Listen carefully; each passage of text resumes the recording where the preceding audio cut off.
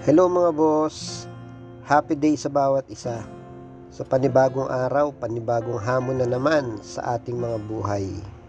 Ayun, it's me nga pala, Boss Eric.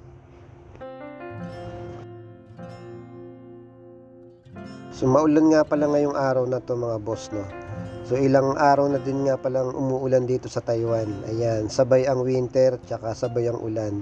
So kaya malamig talaga ngayon. So saktong-sakto lang yung araw na to dahil maulan, magluluto tayo guys, no, ng aking paborito. Yan, paborito ng lahat, lalo na pag ganitong malamig, pag ganitong umuulan. So magluluto nga pala tayo mga boss ng tinolang manok. Ayan. So ito yung aking food for today. So yan, tinolang manok at nilagyan natin ng mahinog-hinog na papaya.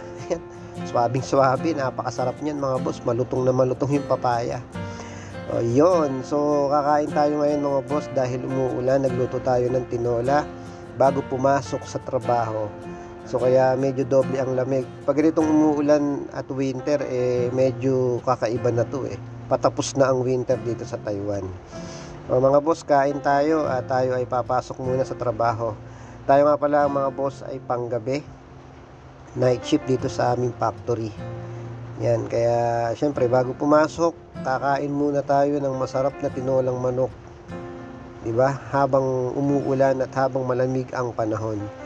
So mag-iingat tayo mga boss at tayo ay magtatrabaho na.